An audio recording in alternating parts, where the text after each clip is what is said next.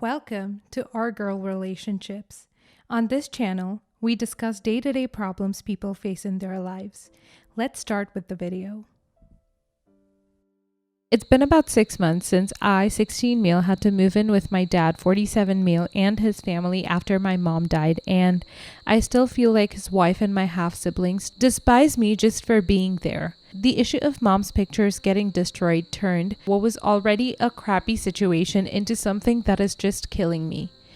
I ended up sleeping on the couch for almost 2 months because I couldn't stand the sight of my half-brother, male 18, after what he did to my stuff, and started carrying a backpack around the house with anything personal that I had brought from my mom's apartment wherever I went so nothing else could be damaged. M ended up apologizing to me, but it seemed more of a show for my dad than an actual apology. My dad's wife S, 48 female, and my half-sister A, now 15 female, still barely acknowledge me and still almost exclusively use French in the house, which I'm only now starting to pick up words and conversations for. I've always felt like a stranger in this house, and while I understand why they don't want me around, I don't know what I can do to try and make things work. The worst of it came 3 weeks ago when I lost my keys to the house and got stuck out in the rain after I came home.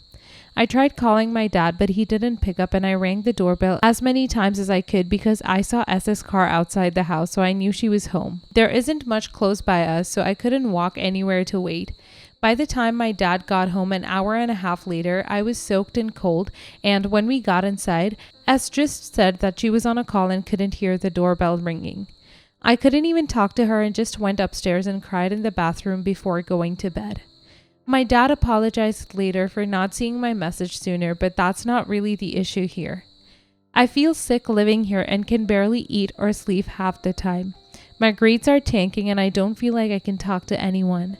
I miss my mom and everyone is pretending like she never existed, and I basically have to do the same thing so nobody at home gets mad at me. The main issue is, a week ago my dad's best friend and his husband, who I've met a couple times and stayed with the first couple nights after I reconnected with my dad while he was trying to figure out how to bring me home, heard about me being locked out of the house and asked if I wanted to come stay with them for a while. I wanted to say yes so bad because anywhere has to be better than where I'm staying now. But I know it's going to cause some issues with my dad because he ruined his entire relationship with his family to be able to bring me home so I wouldn't have to go into foster care, and it's going to seem incredibly ungrateful. I know my dad is trying, he really is, but I don't know what I'm going to do if I have to keep living in his house until I turn 18. How do I broach this subject with him? Is trying to move out even worth it at this point, or should I just toughen up and deal with it for the next year and a half? You're living in a hostile environment. With time, that will really affect your health negatively. You've been offered a safe space to live. Don't walk, but run in that direction. Your dad is an adult. Let him deal with all of the negative consequences. Put yourself first. I'm really sorry about the loss of your mother. Honestly, I feel like it probably already is. I'm so tired all the time but can't sleep and somehow still can't get out of bed in the morning. I feel like I haven't even gotten a chance to breathe or process the fact that my mom's dead because there's been so much change so quick. Which is also kind of why I don't want to have to move houses again. I'm so sorry. Your father's wife and your half-siblings have a lot of misplaced anger. Do they treat your father the same way they've been treating you? Although in relation to the advice you're seeking, that's neither here nor there. I would definitely take your dad's friends up on the offer. Even if it's just for a short while, you need to get out of that toxic situation. You also need to have a frank talk with your dad. Is he backing you up in these situations, or does he stand by and let them treat you like that? You're going through a rough time and it must be terrible to feel like no one is there to support you. There was definitely a lot of tension between my dad A and S, but that seems to have been mostly gone away after the first couple months. M seems still pissed at him, but it kind of feels like they just turned all that anger on me. I've tried talking to my dad about it, at least a little, but there aren't a lot of times where it's just the two of us and I don't feel comfortable saying anything in front of anyone else. Nobody really does anything to me in front of my dad except the language thing, which he does try and stop every time he catches it. But M and S usually just do things behind his back to hurt me, and I think my dad doesn't want to believe that his wife and kids are capable of treating me like that. What an awful situation. I'm so sorry for the loss of your mother. As a mother myself, I want nothing more than to take you in and give you the longest hug ever. If I were your mom, I'd tell you to go where you're safest. Your dad's household is not safe and is actively damaging your mental and physical health. I get that your father is doing his best, and it's kind of an impossible position he's trying to placate everyone. But here's the thing. As your parent, his priority should be your health and safety, even if it means you're living under a different roof. Now, I don't know this other couple, but the fact that they were willing to house a strange teenager with a troubled family history puts them in a very positive light in my eyes. They didn't have to do that, most people wouldn't, but they did.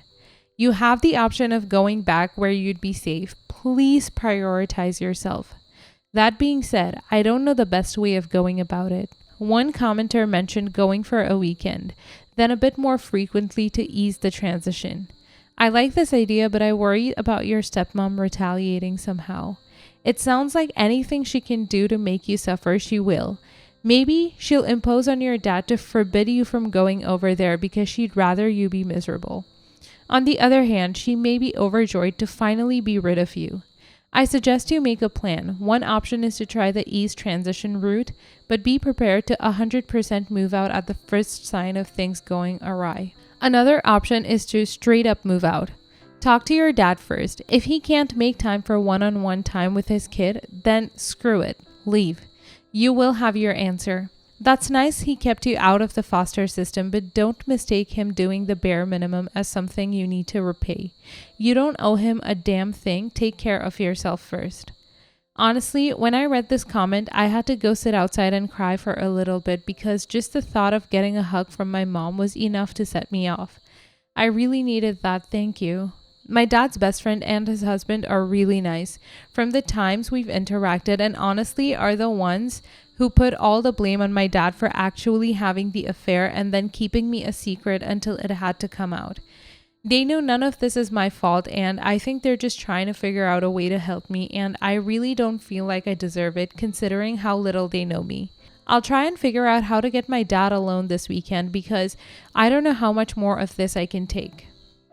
It's been about a week since I talked to my dad, and I've had a couple of people message me about an update, so I figured I'd give one. For all those who didn't see my original post, I, 16 male, had to move in with my dad, 47 male, and his family after my mom died, and things have been extremely strained. The worst incidences being my half-brother ripping pictures of my mom up and my dad's wife leaving me locked out of the house. So I was given the offer to move out by my dad's friend and his husband, both 30 male. I followed a couple people's suggestion and texted my dad's friend that I wanted to leave, and they ended up suggesting we all go out to lunch. I think they both could tell how nervous I was around my dad, and my dad's friend Jay ended up being the one to bring up the idea of me moving out. My dad seemed completely blindsided by it and asked why I wanted to move out. Jay and his husband B reminded him about everything that's been going on at home, and I just kind of sat there. My dad seemed really upset, and it made me feel terrible because I already feel guilty about leaving. But then he just asked if I really wanted to go, and I said yes, and he immediately agreed.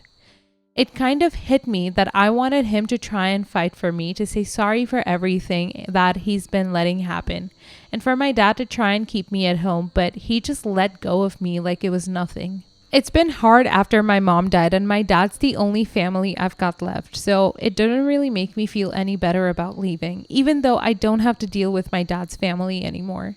B took me back to their apartment while Jay went with my dad to get my stuff from the house, and they set up their extra room for me already. He apologized that they hadn't been able to do this sooner and that they hoped I would like living with them. Jay came back with all my things, and they kinda gave me time to decompress. I ended up sleeping for almost 16 hours because I was so exhausted. Over the last week, they've been really nice about making me feel at home and have talked to me about getting me into therapy to deal with losing my mom and everything that happened at my dad's house.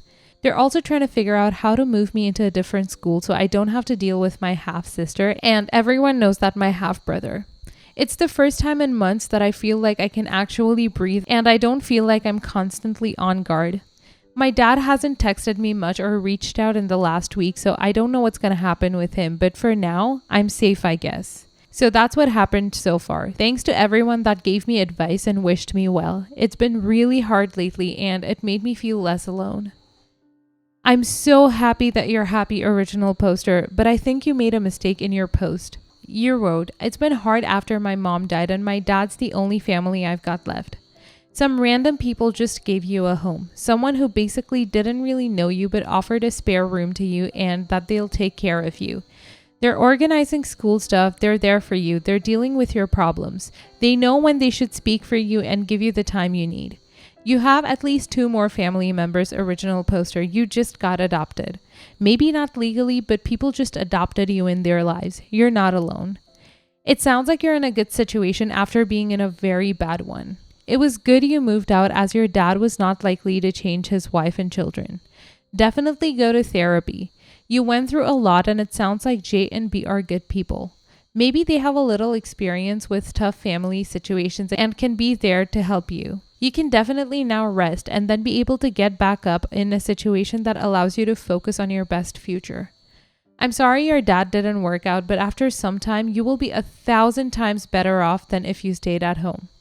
His family was abusive to you when you aren't even the problem, just a consequence of your dad's actions. However, you are your own whole human being and deserve happiness. His wife should know that.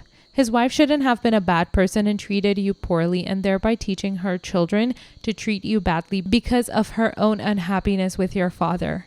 Your dad likely let you go because he knew he can't keep you safe from his chosen family and past choices. He should know that you don't deserve to live in that environment because of him. Hopefully, he will send you money even if he can't face you out of shame he has against himself. You're just a person. Rest up, heal, and go on doing personal things. Internet hugs and head pats. Next story. My boyfriend and I have been together for 6 years and lived together for 3. I'm 22 and he's 23. Boyfriend is not a heavy drinker. He will buy a mixed drink at a restaurant or have a few beers with friends, but not regularly. A couple days ago, I only saw him black out once when we were 18. Well, his closest friend who graduated last year came to town. He and a few others picked up boyfriend. They all got drunk at his Airbnb and hit up a few bars. He came home absolutely blackout drunk. Despite having a key, I kept knocking and calling my phone. I opened the door to see him and his friend there. It's like he didn't see or hear us and kept calling me and mumbling. Why the hell won't she answer over and over? We finally get him inside after like 10 minutes and he sits on the couch. His friend puts his hand on his shoulder and asks if he's all right. Boyfriend threatens to beat him up twice. I'm shocked.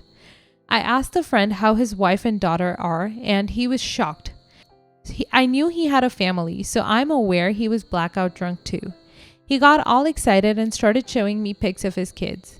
His wife shows up a few minutes later. She was the designated driver and you can tell she was sick of their crap. We catch up and they leave. I'd ordered food and asked boyfriend he wanted me to warm it up or put it in the fridge for him. He looks at me and says, "Of course, your fat behind is talking about food. All your fat behind does is eat." I said, "Dude, what the hell? I was just asking." He then goes in a full-on rant, telling me he hates me. I'm a screw up since I'm in my 5th of college. My job is useless. I work at a restaurant and I'm probably going to be stuck there forever. That being promoted to assistant manager is not an accomplishment and my standards are low. Says my nose piercing screws up what is left of my good looks, and if I ever thought he would marry a fat witch like me, I'm a real dumb person. He told me to wait till we graduate in May. He will be out of here on my behind. He stopped after our cat jumped on the couch and he pushed her behind, prompting me to yell, grab her, and lock ourselves in the bedroom. I texted him everything he said and did and just cried myself to sleep. Woke up a few hours later to him throwing up and sounding miserable. I will admit I was happy he was throwing up and did not check on him. The next morning, I woke up to him knocking on the door, asking how he got home last night. I yelled, "Check your texts." He did and started crying hysterically, saying he remembers none of this and has no idea why he would say that. He kept begging me to open the door and apologizing. He says this isn't what he feels at all. He told me to look in a specific box in our closet. That should be a sign he never meant any of it. There are 2 rings. My mom's heirloom and another. A stone was missing from it. My mom's, and it was on the other ring. My mom wanted each of her girls to get a diamond, so this was clearly discussed and planned and stuff, as don't even live in the same city as her. It's been a few days and I'm hurt, confused, and just really sad. Like, yes, I gained weight. We had started working out together a few weeks ago. He has never called me fat or ugly before. He said he loved my nose piercing. I used to wear a fake one and he encouraged me to get them. When I got promoted, he made it a big deal and told me he was proud. He got me flowers, new earrings, and took me out. When I said it wasn't a big deal, he kept telling me it was. He also will be in school for 5 years. I'm just a semester longer. He is mostly respecting my wishes and sleeping on the couch and not touching me. He keeps apologizing and offers to take over 100% of the bills so I can save to leave him if I want. Open enrollment for my job's insurance isn't till November. That's when I can increase my coverage to include therapy. So counseling isn't an option until then, as his insurance doesn't cover it. If he said all that blackout and unprovoked, that means something, right? Any advice? The only positive thing is his friend has no memory either, so his boyfriend threatened him. I feel sad and uncomfortable. I feel lost. He basically has been crying himself to sleep to, and a part of me wants to comfort him, and the other part is just really angry and distraught. Blackout does not equal truth. It stunts your emotions and processing.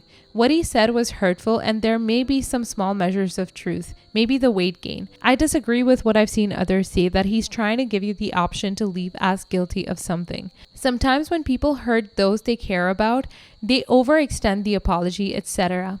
I would say that no long-term relationship is perfect, and I could probably state that people are human and you both may take verbal swings at each other, but how you handle it is what matters.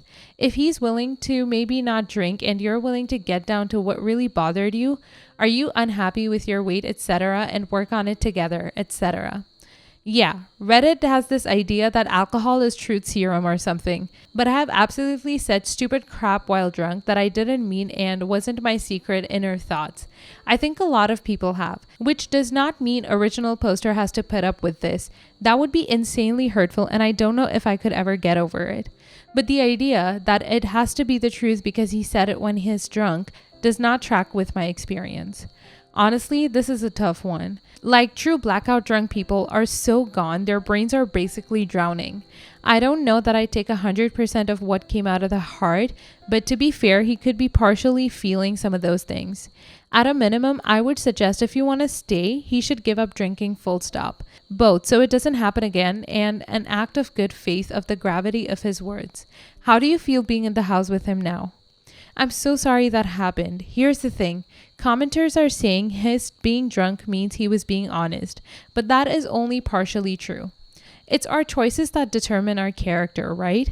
His sober mind chooses you. Only when alcohol stripped him of his ability to choose did that ugly part show. That ugly part is there and will be, and I'm glad you saw it before you were married, and he needs to quit drinking for good. But I think a man who chooses consistently to be patient and kind and nonviolent and respects your wishes is worth giving a second chance.